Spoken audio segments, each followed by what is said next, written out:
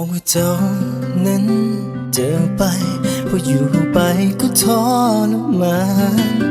บอกว่าเจ้าคือโทษแต่เขาที่อยู่กับเฮาไม่เพียงห่างกายเจ้าบอกให้คอยนั้นตัดใจแล้วจากไปเพียงคนละทางบอกให้คอยว่าอย่าเสียใจไปหาใหม่ที่มันดีกว่านี้คำว่าทุกคำที่เจ้าเอามามันเหตุให้คอยนั้นเกือบขาดใจบอกว่าอย่าเสียใจให้ไปหาคนใหม่ใครจะเหตุได้ข้าคอยให้ตายไปเลยแล้วจึงไปหากับเขาอย่าเหตุเหมือนจะเอาคอยคนนี้นั้นเป็นของตา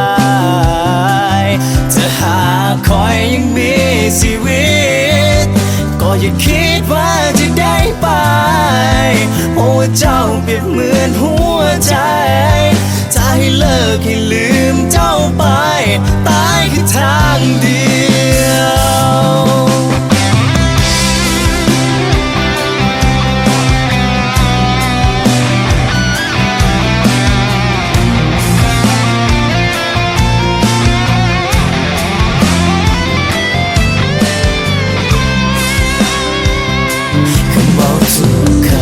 เจ้าเอามามันเหตุให้คอยนั้นเกือบขาดใจบอกว่าอย่าเสียใจให้ไปหาคนใหม่ใครจะเหตุได้ข้าคอยให้ตายไปเลยแล้วจึงไปหากับเขาอย่าเหตุเหมือนจะเอาคอยคนนี้นั้นเป็นของตาย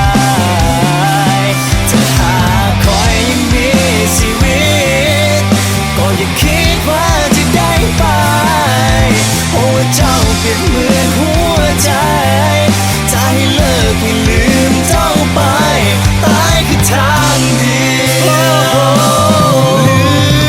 อใจก็ได้แต่เหลือใจก็จะให้เหตุยังได้เมื่อเขาบอกหา